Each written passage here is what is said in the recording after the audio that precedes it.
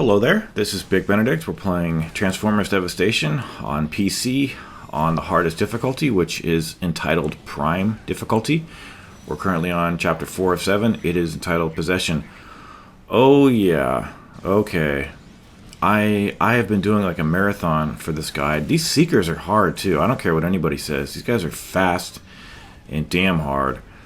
And speaking of damn hard, we've got the bridge coming up, and I've seen people unspawn some of these enemies. I tried to do it when I was first doing this. But what you're going to see, I think I fight at least 3/4 of these enemies coming up here. And I cannot stress how helpful the all-in is. It's like a poker term, all-in. It's the tech ability for all-in. And I've been trying to stack it as much as possible on some of these confrontations. And I think I've described it before in the last video, perhaps. You can heal you can use items, you just can't, like these drops right here, it just wouldn't go into your gauge. And it's dangerous. It's definitely living dangerous. It's definitely, like it says, it's going all in, all for nothing. And I don't know how I beat this. It's brutal. So what you're going to have here is a spawn of the turquoise guys, one of these ground soldiers here.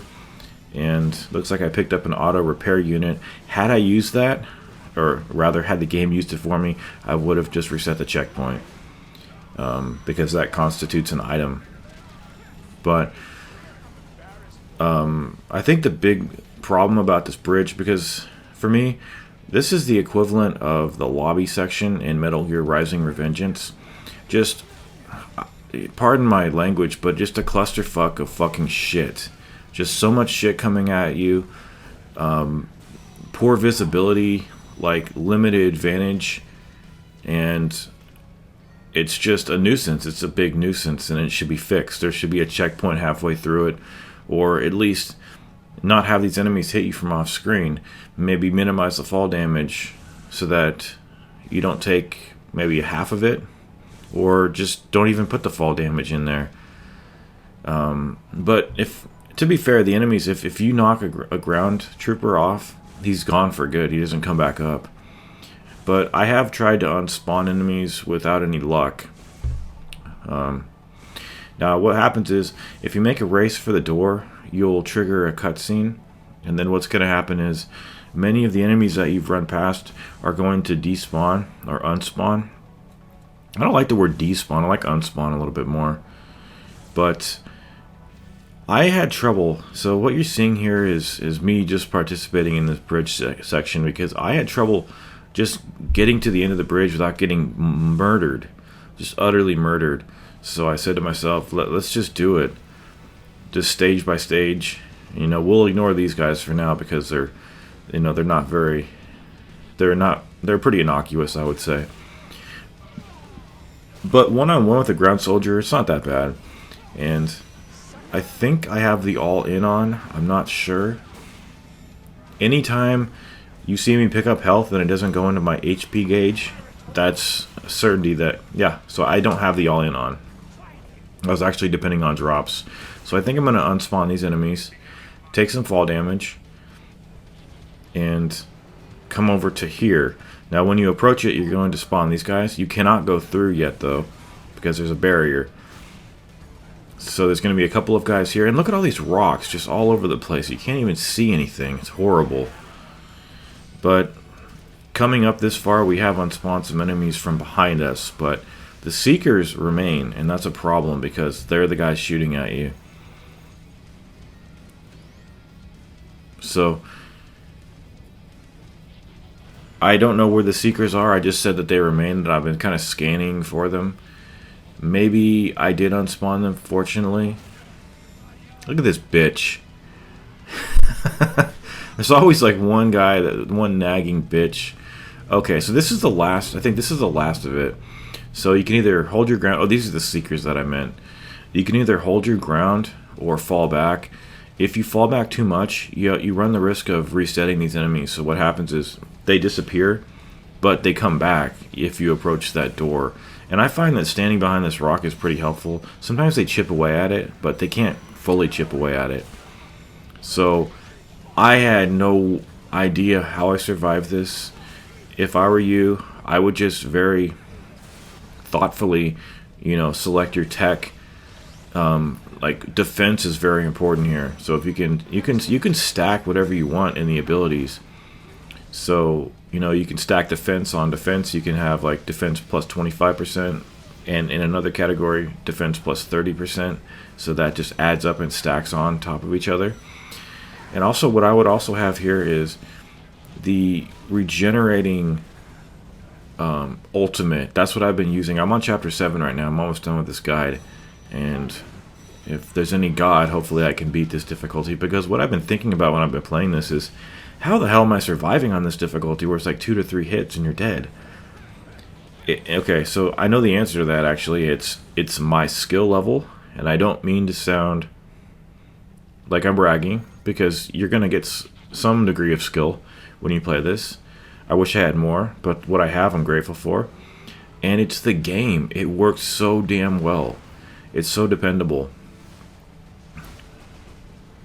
So, like, there's one part of me that it feels like I'm dangling over an abyss this entire campaign, because this is ridiculously hard gameplay.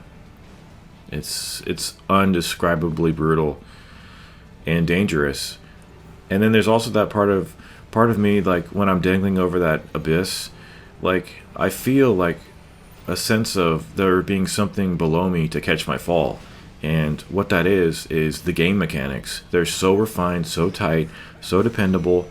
They have their little quirks, but by and large, like, you can really depend on these mechanics. Like, this game is just mechanics to me. That's all I really see when I play this game or feel. And that's fine. That's all I really want. I'm fine. Like, I'm glad the cutscenes are here. I'm glad there's a theme of Transformers. I'm just here for the mechanics, bottom line. But anyway, here is an enemy entitled Motor Master, and we're going to be fighting this piece of shit pretty soon, but what we first have to do is get to the finish line, because this is actually a race. So, I've never failed it though, but I've heard people say it's a race. I've seen a couple of people doing guides, and I've actually seen somebody fail to it, but I've never failed to it. Now, I failed to this because this guy's pretty tough. But what does this guy say? Something like, I love the taunts. I love everything about this game, with certain exceptions. But the taunts are kind of, they're funny. They're not comical. They're kind of serious and gritty. But what this guy does is, you know what, you guys, I don't even know what this guy does. Like, it's all blending into one thing for me. Like, just a confluence of boss battles and splash and ferocity, and just at every instinct that tells you to dodge, just dodge. Like, it's so hard to do a guide for these games, just like Bayonetta in this game, because it's just you're narrating something that's just purely skill based, and I don't want that to sound whatsoever like I'm inflating my ego or telling you how great I am at this game, because I'm not very good at this game. I can beat Prime, I hope I can, but it's just one of those things where you get into it, you put your head in the game, and hopefully you don't drown. So anyway, we do have a radar now. I believe we've lost our waypoint somehow. That's why they give us the radar. I took a wrong turn right there. I'm sorry about that. But what else was I going to mention? A couple of quirks about this game I wanted to mention. I'm sorry I couldn't narrate that Motor Master. The next time we see him, I will promise to talk about that guy a little bit. But he shoots, you dodge. He punches, you dodge. He goes into his tank. If he does, you dodge. But I had a big time problem when I first played this game, spamming the evade, and they prevent you from doing that by turning you into the car. Although there is, I think, an enhanced dodge, I think it's called, something like multiple dodges and things like that. But I would not rest on those, because those are kind of are going to be handicapping you. But so far, the hardest parts in this game have been that top-down section in the last chapter, as well as there's an Okay, so this is a protect wheeljack section. It's the first of two, but it's not hard. Like, the next one is really hard, and I think it's chapter 6. It takes the cake. It took me about 5 tries, but some of those tries, they're pretty lengthy.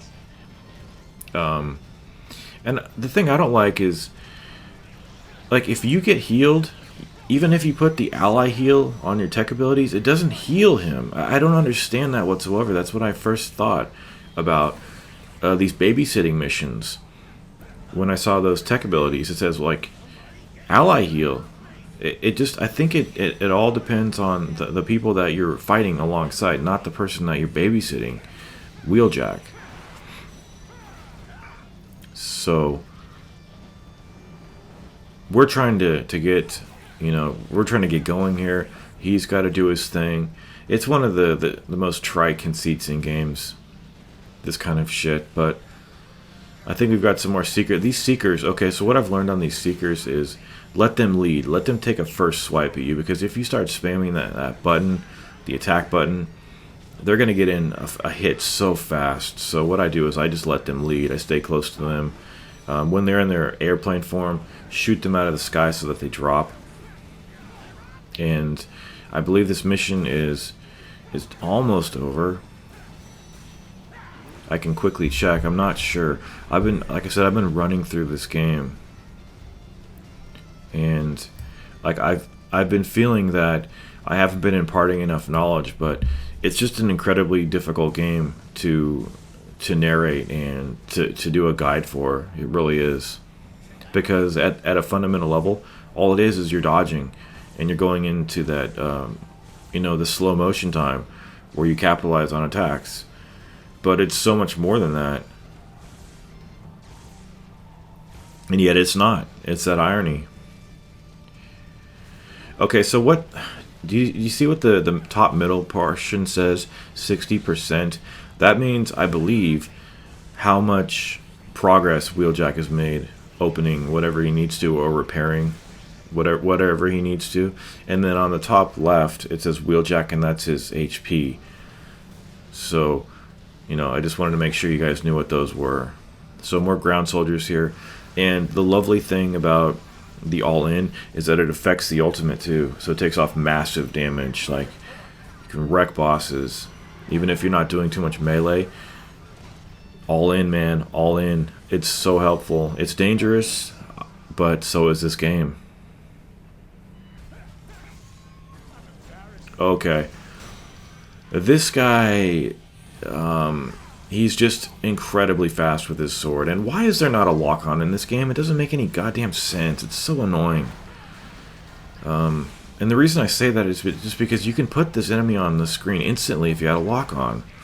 But what he does is he kind of separates his body into different cars, and it's just another opportunity to evade. He's got a gun, he's got his sword, which we'll get after this. But you have to be aware of the fastness. He's got, I think, the fastest attack of any enemy in the game. It's a really fast stab. And for some reason, he likes to just stand in one place sometimes. So definitely take advantage of that and just hit him right in the kneecaps, just like normal, just like Devastator. And this is the final thing we're going to be doing on this chapter.